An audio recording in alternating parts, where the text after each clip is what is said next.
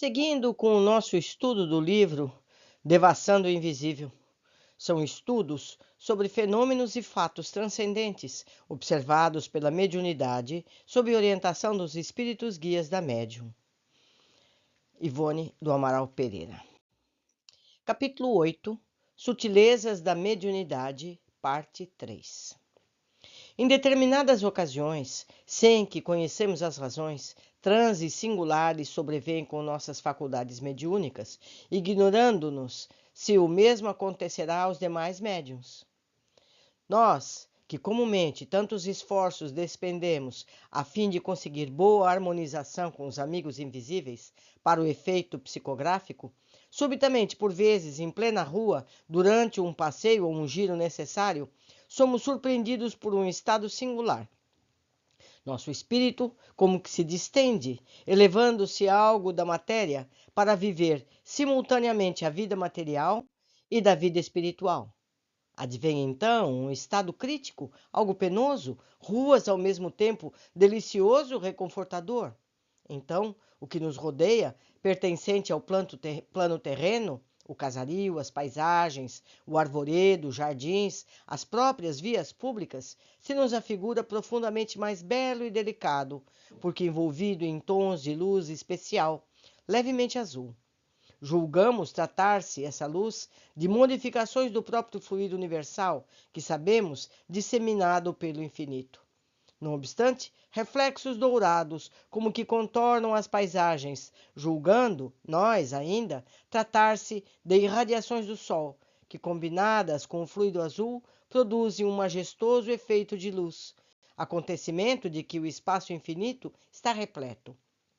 Pois os efeitos de luzes combinadas, a coloração de mil essências e fluidos em variados estados existentes no espaço, são maravilhas que os homens e mulheres não conhecem, mas que o espírito, principalmente o desencarnado em estado normal vibratório elevado, desfruta a longos haustos. O verde das nossas folhagens, a policromia das nossas flores são, assim, mais brilhantes, mais formosos, e dir-se-ia que tudo o que nos cerca se mostra sobre uma quarta dimensão, pois que tudo quanto a nossa visão possa abranger durante esse transe, como que se destaca da própria atmosfera, tornando-se em magnífico alto relevo. Não encontramos vocábulos apropriados para poder bem descrever o que então se passa, mas o que é bem certo é que, contemplada pelos olhos espirituais ou pela visão mediúnica levada a esse gênero de transe, a Terra é profundamente mais bela e aprazível do que se apresenta à visão física material comum. O mesmo fenômeno observamos quando nossos guias, ao prepararem o volume Memórias de um Suicida, nos levaram à cidade do Porto, em Portugal, em corpo astral, fazendo-nos completar o Cais da Ribeira, com sua movimentação típica, o Rio Douro, com a magnífica Ponte Dom Luís, cuja existência ignorávamos. No Porto, entretanto, os coloridos eram mais vivos que os que entrevistávamos no Rio de Janeiro. Em ocasiões tais, alterações significativas se dão em nossa personalidade. As criaturas humanas nos aparecem como meras sombras. Seremos capazes, porém, de reconhecer amigos, conhecidos, mas tememos encontrá-los acometida no singular terror de que nos cumprimentem e nos falem, pois não poderíamos responder-lhes. Temos a impressão de que, se nos falassem, terrível choque adviria, causando-nos grande mal-estar. Vemos, no entanto, nitidamente os espíritos desencarnados e lhes falamos longamente. Quantas vezes, sobre esse estado, temos perlustrado as ruas do Rio de Janeiro, ouvindo o que nos dizem Charles, Chopin, nossa mãe e outros amigos espirituais, cujos nomes ignoramos em vigília, mas que sabemos gravados eternamente em nosso coração espiritual. Essas conversações, no entanto, jamais são recordadas ao final do transe.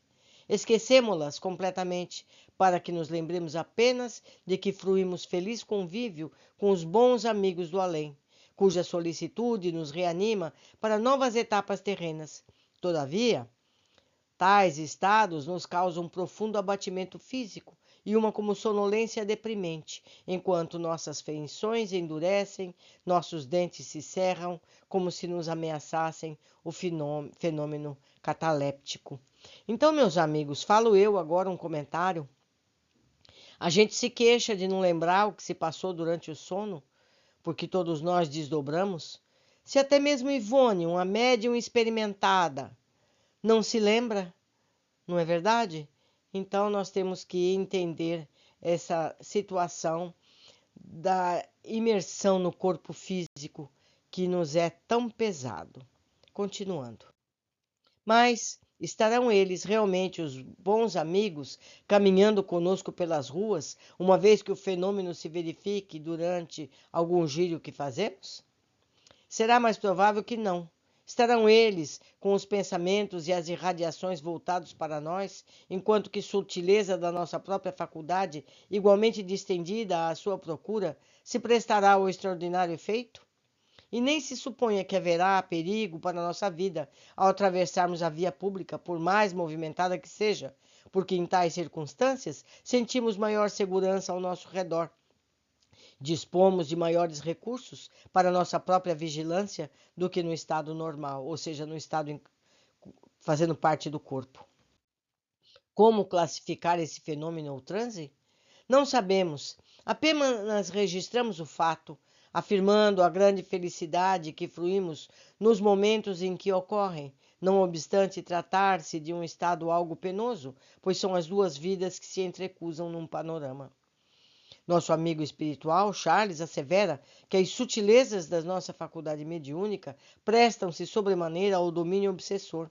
Estaríamos, portanto, irremediavelmente perdida para as tarefas desse mundo, se carregando tais particularidades mediúnicas, não tivéssemos nascido em ambiente espírita, para desde muito cedo cultivarmos a faculdade à luz do Evangelho do Cristo e sob as diretrizes sadias do Espiritismo codificado por Allan Kardec.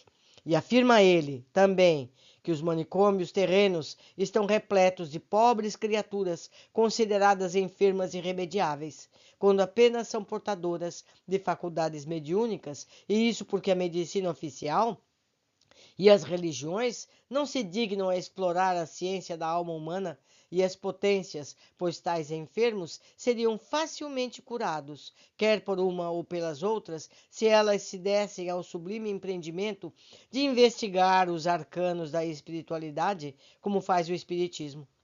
Por isso mesmo, no que particularmente nos diz respeito, houve mister de nossos guias nos prepararem com operações perispirituais melindrosas, a fim de resistirmos aos embates mediúnicos, visto que nossas tarefas obrigatórias implicariam o convívio espiritual com os níveis inferiores do mundo invisível, onde proliferam elementos perniciosos, capazes de infiltrar a obsessão por mil formas diferentes e até involuntariamente, sem quaisquer desejos de nos prejudicar. Tal operação perispiritual, inteiramente psíquica, era usada outrora entre iniciados hindus e egípcios, antes de se confiarem à prática dos mistérios, ou seja, o intercâmbio com os chamados mortos. E foi levada a efeito, tendo em vista que pertencemos desde séculos àquelas falanges orientais. Assevera Charles ainda que por tudo isso, nós outros, os espíritas, deveremos empreender todos os esforços para difundir a doutrina espírita entre os encarnados sob o critério sadio com que o céu nola tem revelado, visto que somente ela estará em condições de resolver os múltiplos problemas que desorientam a humanidade. É por isso, meus amigos, que precisamos estudar, aprender, a caminhar nesta vida, para que nenhum mal nos ocorra. Por hoje ficamos por aqui. Aguardo vocês todos na continuação desse estudo. Abraços.